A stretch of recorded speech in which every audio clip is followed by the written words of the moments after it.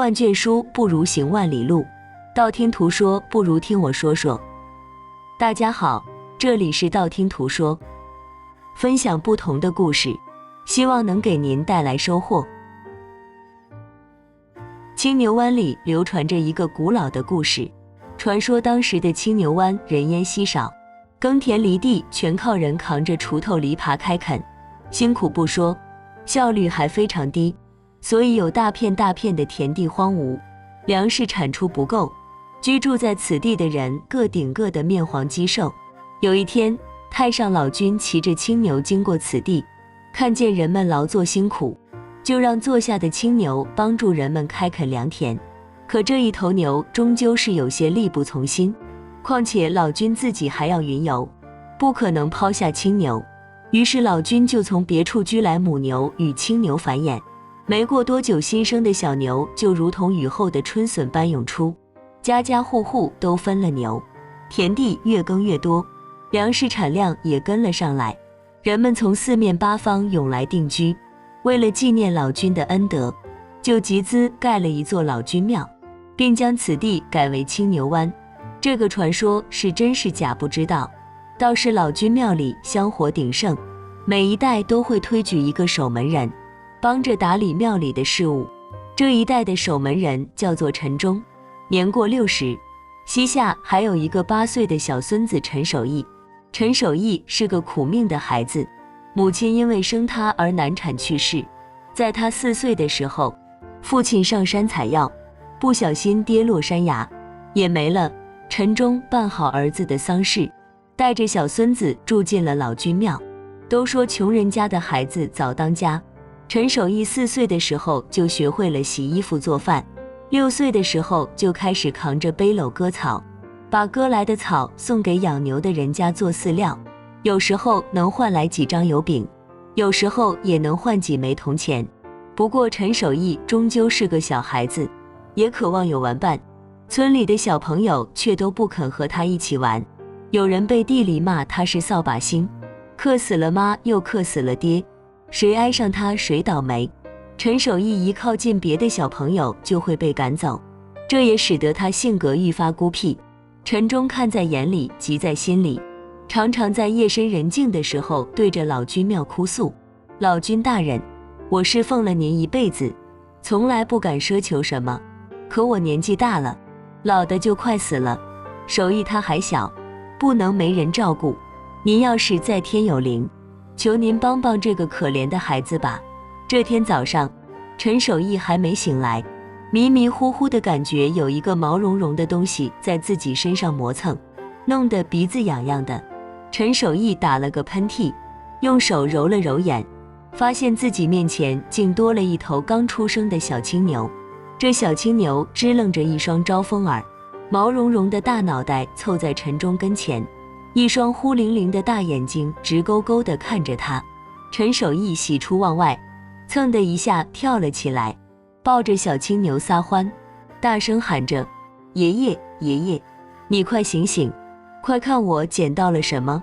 陈忠醒来一看，心里纳闷是谁家丢了牛犊子。小青牛哞哞地叫着，陈忠连忙起来熬了一锅稀粥，一边让陈守义喂牛，一边出门打听10里8村有没有人家的牛丢了牛犊子。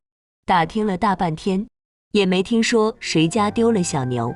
到了中午时分，陈忠回到了老君面，抬头看见骑着青牛的老君，似乎在对着他笑里。陈忠一拍脑门，喃喃说道：莫不是老君爷见守义孤独，特意送来了一头青牛给他做个伴儿。小青牛听到这话，猛地打了一个响鼻，喷了陈守义一脸浆糊。陈守义被逗得咯咯大笑，抱着小青牛脖子说道：爷爷，我有小青牛了，我们就叫它牛奔吧。孤独的陈守义终于有了玩伴，牛奔就像个跟屁虫一样，跟着陈守义出没在田间地头，一人一牛玩得可开心了。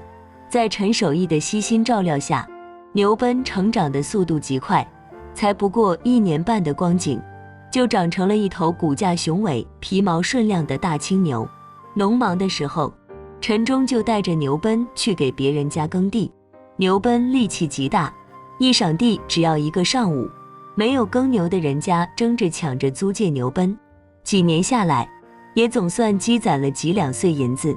到了牛奔16岁的时候，陈忠终于熬不住了，可他还有心愿没有完成，于是叫来陈守义说道：“守义啊，爷爷不行了，我这一辈子没有什么遗憾了，唯一放心不下的就是你。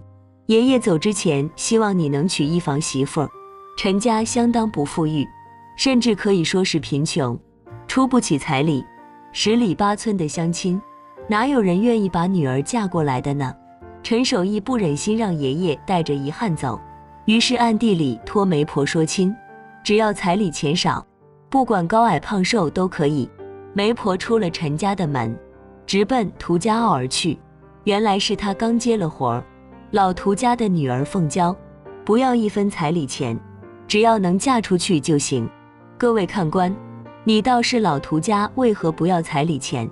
他这家的女儿啊，闺门极不整肃，还没出阁，就跟街上不三不四的小年轻有了牵连，左邻右舍哪个不知道？老涂家两口子可谓是丢尽了颜面，这才找媒婆说出这等说辞：男愿娶，女愿嫁，这门亲事一说就成。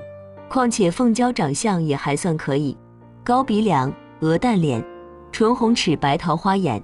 陈守义心里极为满意，陈忠的一块心病也算落了下来。成亲后不到3个月，陈忠就撒手人寰了。陈忠安葬了爷爷，跟着凤娇过起了日子。凤娇初来乍到，也不认识什么人，故而表现得还算规矩。这天，陈守义出门去办事，在一棵大槐树底下发现了一个仰面朝天的小伙子。陈守义快步走上前去，试探了一下鼻子，还活着，这才松了一口气，将小伙子背回了自己家。凤娇见陈守义背了个陌生人回来，忍不住埋怨道：“咱们家还不够穷吗？自己吃饭还吃不饱呢，偏显着你好心，又背回来个野人照顾。这是你爹啊，还是你妈？”陈守义向来老实巴交，从小又缺少玩伴，嘴比较笨，说不过自己这伶牙俐齿的媳妇，只好陪着笑说道：“咱也不能见死不救不是，你放心，等他醒了就让他走。”凤娇瞥了一眼，这男人长相俊俏，身材颀长，不像是个庄户人家的汉子，小声嘟囔了2句，也不再纠缠。经过陈守义的悉心照料，男人渐渐苏醒了过来。交谈中得知，男子名叫张望，家里遭了难，前来投奔亲戚来了。路上干粮吃完了，天气又冷，昏迷在了路上。陈大哥，要不是遇上了，我恐怕就是一具枯骨了，真不知道该怎么感谢你才是，请受小弟一拜。张望激动地说着，起身就要下床跪拜。张兄弟，使不得，使不得！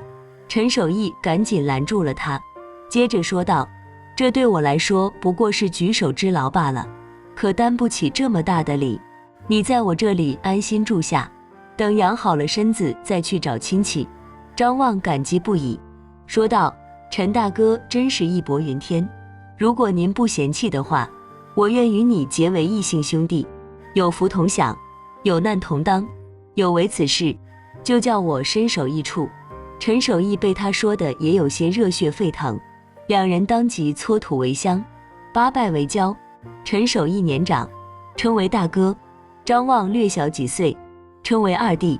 就在两人叙话的时候，凤娇扭动着身子走了过来，阴阳怪气地说道：“真是兄弟情深啊，可这人总是要吃饭的，喊几句大哥二弟的，可填不饱肚子啊。”陈守义顿时有些尴尬，刚要说话的时候，张望率先说道：“这位就是大嫂吧？真是花容月貌，不可多得的美人啊！美人怎么能没有饰品呢？我这里有根银钗送给大嫂做见面礼，还请大嫂笑纳。”凤娇听到夸赞，顿时有些心花怒放，尤其是夸她的人还很俊俏。待接到银钗的时候，更是喜不自胜，一把抓了过来，说道：“那就谢谢小叔了。随后就迫不及待地戴在了头上。张望夸赞的话语说个不停，逗得凤娇咯咯直笑。两人成亲这么久，陈守义还没见过凤娇这么多笑脸呢，心里升起一股不知名的感觉，陪着干笑了2声。自那以后，张望就在陈家住了下来。相比起陈守义的木讷，陈望的花言巧语显然更能逗凤娇开心。自从他来了，陈家就欢声笑语不断。过了几天，县太爷生了重病，求一味百年灵芝做药引，张贴告示悬赏，能够找到灵芝献上来的，必有重赏。这天，陈守义去放牛的时候，牛奔突然咬住他的衣襟，示意他往另一个方向走。陈守义跟着牛奔，竟然找到了百年灵芝。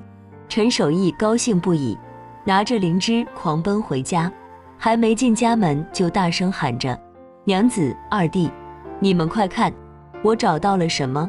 凤娇慌忙从屋里出来，脸上有些不自然，愠怒道：“你不去好好放牛，这个时间回来做什么？”陈守义并不在意凤娇的神色，扬起手中的灵芝，说道：“娘子，我找了一株百年灵芝，要是将它送给县太爷，咱们就能过上好日子了。”这时候张望也从屋里出来了，凤娇一把夺过灵芝，说道：“你这人嘴笨，要是说错话得罪了县太爷，好事也变成坏事了。这灵芝让张望去送才好，娘子考虑的是，瞧我都高兴得昏了头了。”陈守义说道。凤娇将灵芝交给了张望，张望也不耽搁，去了县衙献宝。县令服用之后果然痊愈了，高兴之余，赐了张望50两白银，又让他在衙门里做了捕头。张望带着银子就没有再回陈家，反而是自己租了一处宅院住下。陈守义左等右等不见张望回来，跑到城里一打听，才知道张望已经做了捕头了。陈守义气不过，跑去找张望理论，没想到却被张望轰了出来，声称不认识他。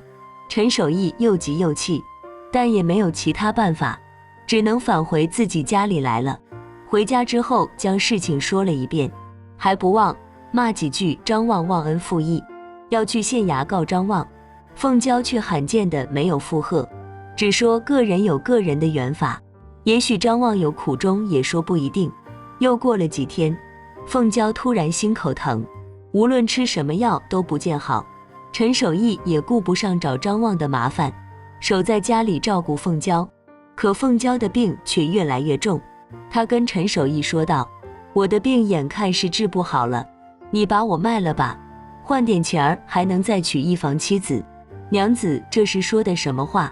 陈守义急了，说道：“咱们夫妻是一体的，我就是砸锅卖铁也要给你治病，就算是治不好也要给你办理后事，怎么能卖了你呢？”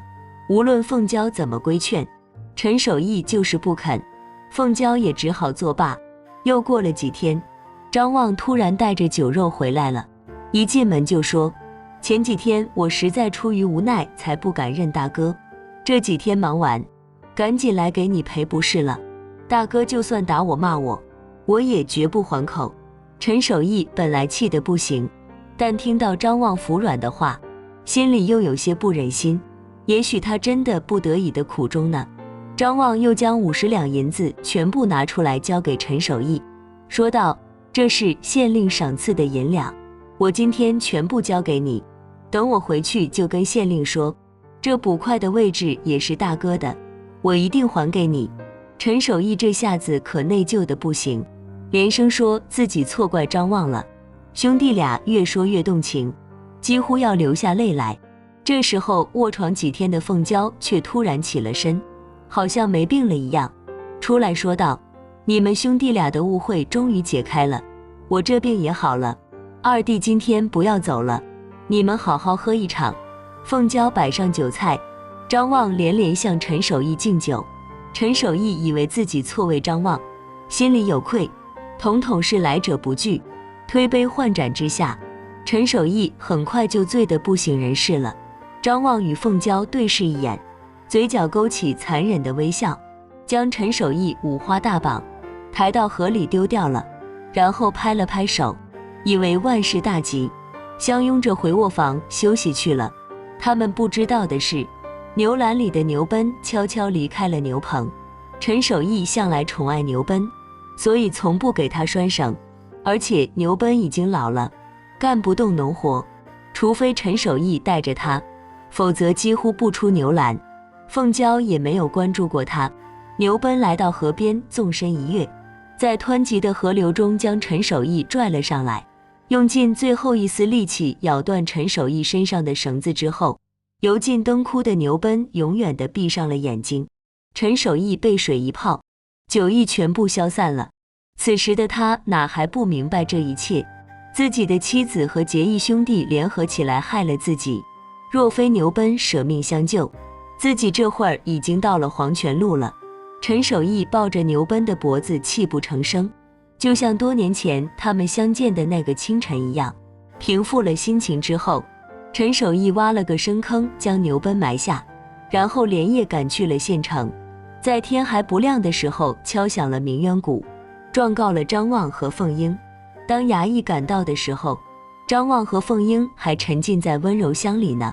衙役将他们抓回县衙，两人看见陈守义还活着，吓得亡魂皆冒，略一审讯就全部都招认了。原来张望和凤英早就有了私情，在张望当上捕快之后，强烈的占有欲让他心里有些扭曲，告诉凤英不要再和你丈夫发生关系了，你只属于我一个人。于是凤英就假装生病，想让张望将她休了或是卖了，张望再找人将她买回去。可没想到陈守义不肯卖妻自渡，两人干脆一不做二不休，想出了直接将其灌醉扔进河里淹死的毒计，只是没想到被一头老牛坏了好事。